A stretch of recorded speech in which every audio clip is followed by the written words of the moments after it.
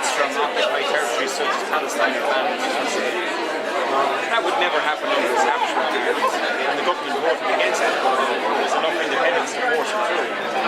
So that's the only way you'll never have any chance of getting democracy, if you get enough independence in there, because they're accountable to the people, they're sensitive to the polls. The establishment don't give a damn. They do. By and large, yeah. Look at there's plenty of them. It's like you gotta watch Peter Laylor at the end of Eureka. He lost an armed fight for freedom, only to spend the rest of his life standing up for the crookery of the establishment. You know, in Parliament, he voted against every opportunity to bring through change and democracy and oversight. So you got to watch them at every vote and turn them out as soon as you see them corrupted.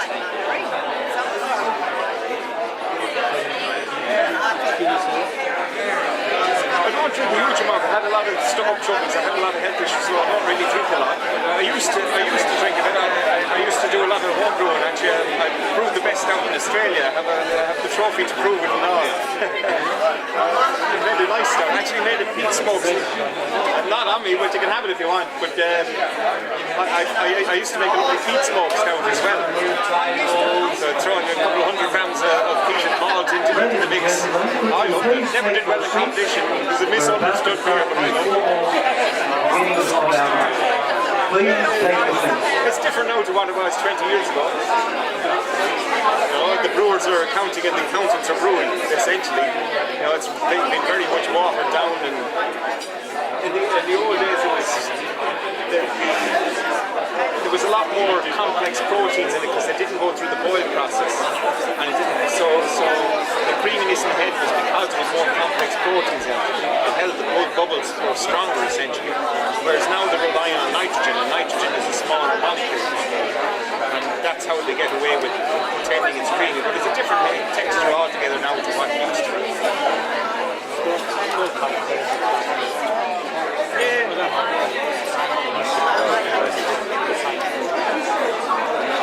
I wonder if they treat the water here to try and match Irish water, because Irish water is very alkaline. And yeah, but I don't know what the state of the water is, their water supply, or whether they modify it. Irish water is very carbonated. That's the reason why they made stout in Ireland, was because it was highly alkaline. And the flatter the malt, the more acidic it is. So to balance it, so if you've got alkaline water, you make a darker beer. If you've got acidic water, you make a lighter beer. So the mineralization has been, what the people want has nothing to do with the style of beer that gets produced. Whatever the people are given, they'll get used to. You know, it's like people drink beer, so they really all put their hand up and say, we want tasting beer. No, they were given it and they got used to it. You know what I mean? And like if you look at the Scottish beers, they're all low in hops because it was too cold in Scotland to grow hops, so they were expensive to import. So they used them in a very minimalistic way in their beers. It's more so economics and environment that control the styles of beer than anything else, and tax laws is another factor.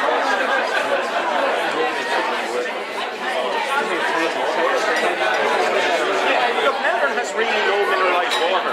You can make a really good pilsner in Melbourne. Yeah. That's right.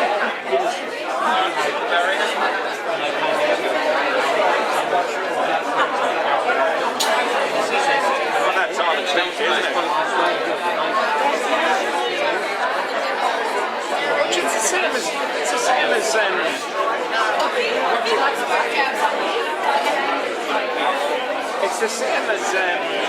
what's it called, coppers in South Australia. It's the English aliens that they used, because they were fermenting at higher temperatures over there. This is a warmer climate. It made it all fruity tasting. That's why it's fruity tasting. It's not because they wanted it to be fruity. It was just that was what they just pretend that that's what they want because that's what suits the environment. You know what I mean? It's not a great taste of beer at all. They probably can't touch it.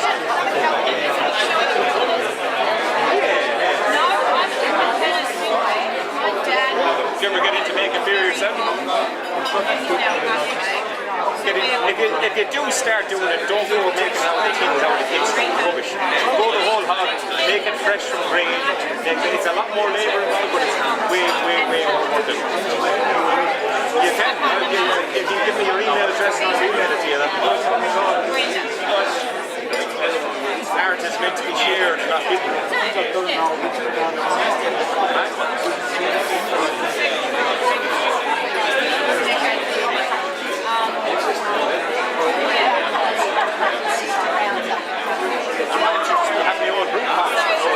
Ladies and gentlemen, we are about to start. I've got two.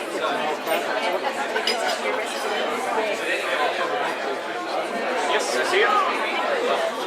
There we go. Is that your last card? You can write it down on something if you need a card back.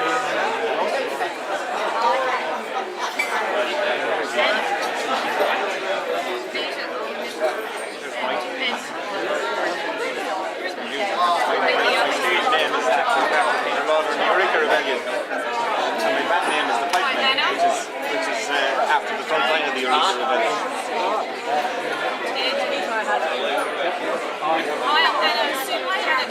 You might know my dad, Robert Sumley. He used to be involved. Some of the people we would have met my dad. Hi, Sharon. Oh, yeah. Hi, Jeff. And yeah.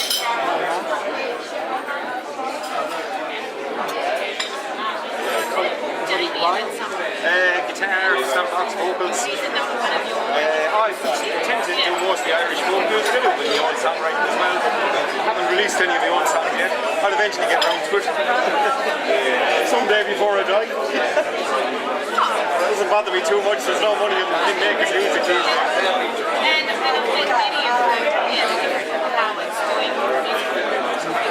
Good evening, ladies and gentlemen, and welcome to the Democracy Night tonight. This is the big welcome to the Eureka Democracy Award presentation dinner. And it is a very special night tonight. It's not that the past haven't been special, but we do have two very special guests of honour. Our guest speaker, and of course somebody you all know very well who has won this year's award and very much deserved it. By and by, there was a result. I think it may be called the finest thing in Australasian history. It was a revolution, small in size, but great politically. It was a strike for liberty, a struggle for a principle, a stand against injustice and oppression. It was another instance of victory won, but a battle lost. The words of Mark Twain referring to the famous Eureka Stockade. Well, welcome to all people tonight, all people of democracy, and I think that a lot of things really haven't changed. The miners and the diggers got the ball rolling, but there's a lot of corruption and a lot of injustice going on in the world today, particularly in Australia, but thank heavens we have people that are powerful with the pen and also the word to alert us to that. I'd like to welcome up to the microphone the President of Eureka's Children, Eric Howard.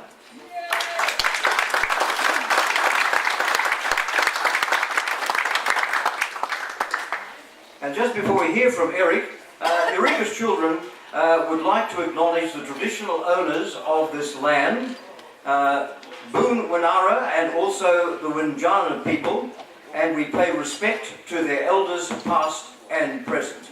And of course, Eric, what shouldn't be forgotten, that we're on very holy territory also. This is Richmond. Did you bring us to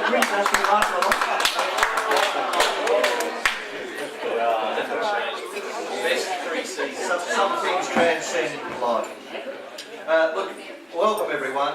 Thanks, Peter. It's Peter, of course, is the direct descendant of the Peter Laylor, and you know, it brings the past alive to be aware of that. Thank you for that. Could I welcome people here tonight?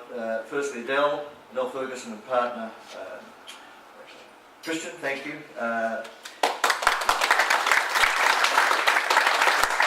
Great that you're here. I don't think Claire's arrived yet, has she? G'day, welcome. Associate Professor Claire Wright, and we'll talk to her shortly. The Lord Mayor is not far away. She's in the traffic in East Melbourne, but her partner, here I go again, husband, Andrew Sullivan. Thanks, Andrew. Good to have you. Mr. Michael Pearce, the German Consul General. Firstly, we hold the applause to the end. Mr. Michael Pearce, the German Consul General in Melbourne, and partner Sharon are here. Great that you're here. Thank you for making the time. Councillor Patrick Manane from the City of Greater Geelong. Is Pat here? In the traffic, it's terrible. Oh, okay. Mr. Anthony Can, the manager of the Eureka Centre in Ballarat. I don't know if Anthony's arrived here. Thanks, Anthony. Welcome. Mr. Brian Shannon, President of the Kelly Club. G'day, Brian. Good to have you here. Jeff Shanks, the co-chair of the Children of Cambodia Foundation. Hi, Jeff. Always good to have you here. Is Cheryl Garber here? Yes, former State Government Minister. Great to have you here, Cheryl. And I think we've got Jim Cusack from the City of Moonee Valley. Is Jim here? Jim, welcome. Yes, good to have you here. There's a couple of other guests, but that's enough, I think, to get us started. But friends all, it's great that you're here. We appreciate you coming out. We turn on wet nights every year. It was actually worse last year. Yes, it was. In 9 days, it'll be 164 years since the attack by the army and the police on the Eureka Stockade. It took place at 4 o'clock, as we know, on a Sunday morning. And the weeks leading up to the stockade, just a bit of context, the lead, the buried gold-bearing silts about 20 to 50 feet below ground, on the Eureka diggings had been lost. The lead had wandered off and they couldn't find them, so this was a pretty serious economic blow to the diggers. They met in monster meetings and debated what to do about the licence burden, 30 shillings or $3 a month. You had to pay that whether gold was found or not, and they were appalled at the method of its enforcement. Land for farming was unavailable to working men and women. It was claimed by government squatters. The squatters overran Victoria in the 1840s, grabbing as much land as they could that wasn't already claimed. They were required to pay a nominal annual licence fee, which was issued without regard to the size of the area, upon payment of a uniform fee of $20. So the comparison there is important, and the Legislative Council at the time steadfastly refused to consider any relief to the diggers and their licence fee because they knew that would mean higher lease payments by their community.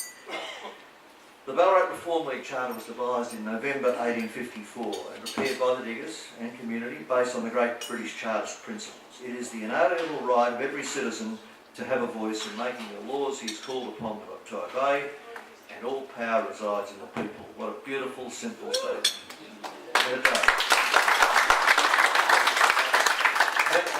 Never let us forget that.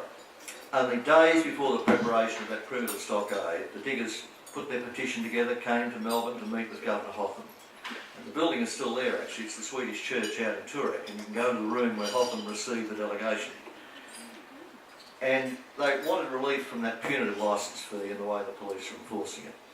Hotham put away the request. He was a military man. He was not in the business of negotiation, and moved to send trooper enforcements to Ballarat. 4 days later, on November 30, Goldfields Commissioner Reid authorised a particularly violent licence hung on the diggings.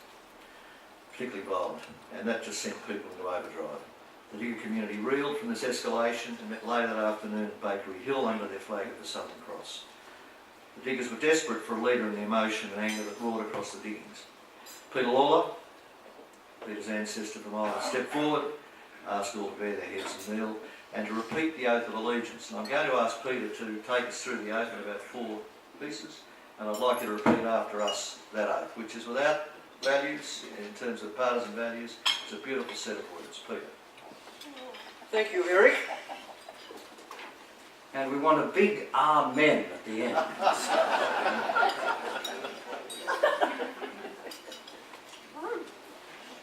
Okay. Here we go.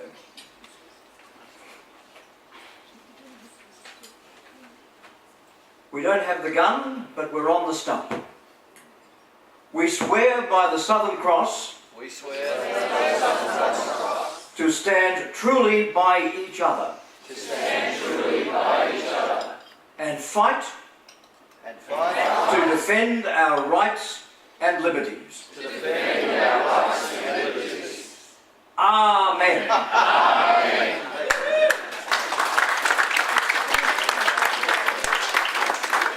There's a lot of history in that, and it's the start of a sequence of events that still makes Victoria a special place today, in my view. So the diggers went to their site on the Eureka field and in one location created a very primitive stockade. It was really just a group of vehicles and bits and pieces and wagons and things they put in a circle.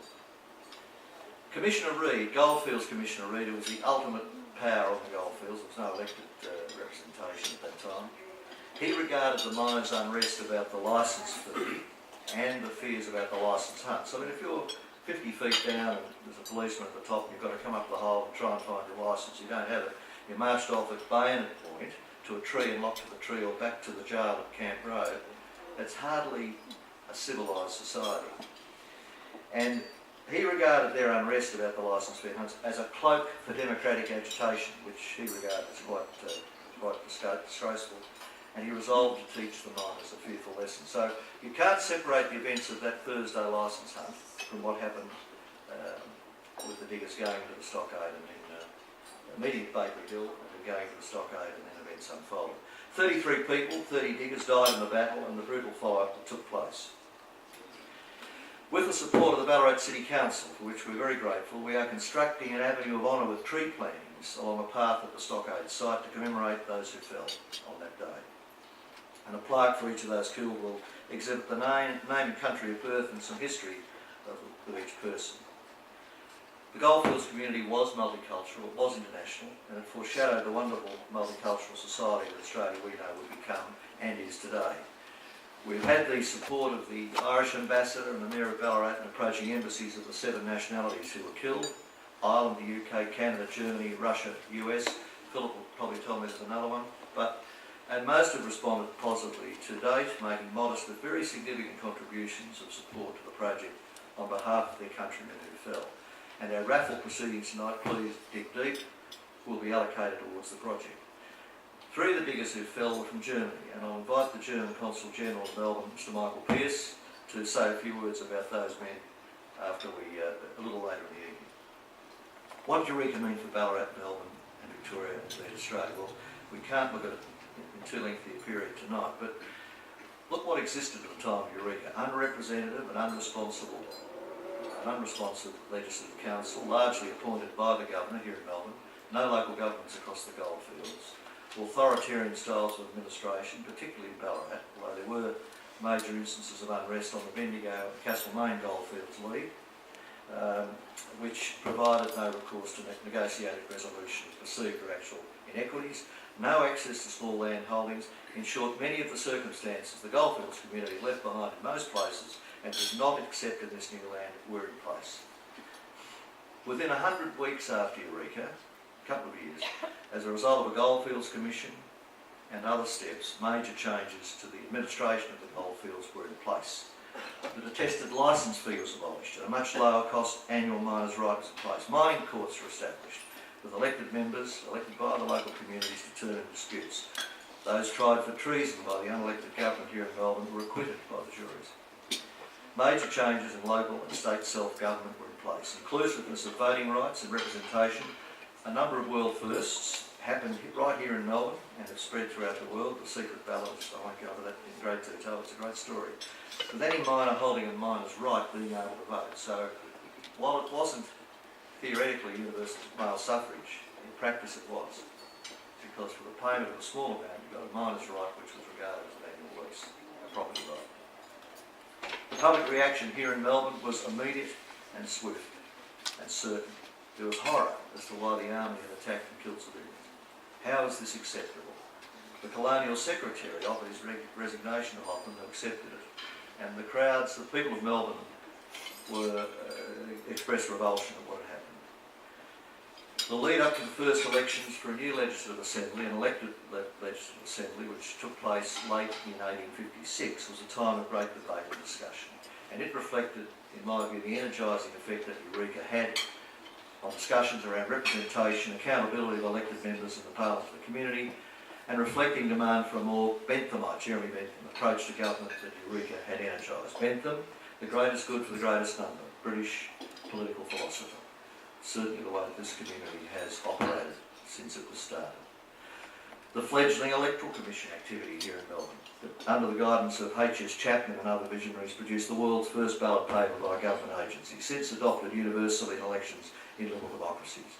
And they began to determine electoral boundaries, something that's in place, I understand, only one state even today in the United States, that's Iowa.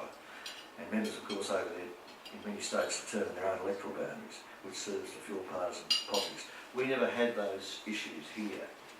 There was a strong sense that with new government, the new constitution of Victoria that set the path for elections in 1856 was on its way back from London when Eureka occurred. So Eureka wasn't the cause of that happening. But the whole political tone and colour and debate in this state was affected by the Eureka events. It was a great move to make the system of lower house elections as inclusive as possible.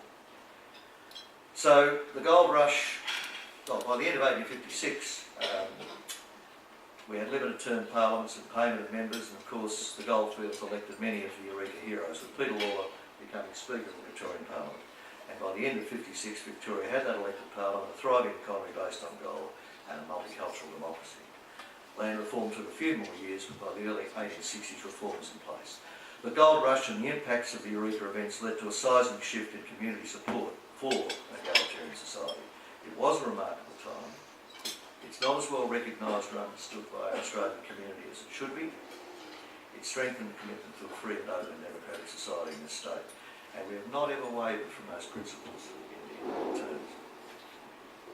Professor John Maloney, John was Emeritus Professor at ANU of History, wrote on Eureka extensively, a member of our committee, but most of all he was chairman of our Canberra sub-branch and a wonderful scholar on Eureka. He reminds us that the men and women who had been at Eureka knew that in this new land, the right to stand up against tyranny, to be treated with respect, befitting a human person, and to hope in and work for a better future is inalienable. They knew those things had been fought and died for at Eureka. They stood up for a freer, more democratic society, and we are all the beneficiaries. Thank you.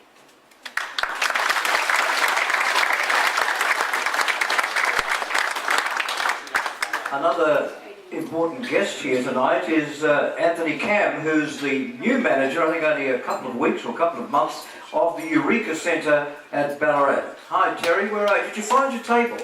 We couldn't find the table. Where's Terry? He's here somewhere. But anyway, Terry was saying that people are flocking in to see the flag, that marvellous flag. It was Carboni who said there is no flag in old Europe half as beautiful as the Southern Cross at Ballarat that the miners hoisted up on the old spot at Bakery Hill.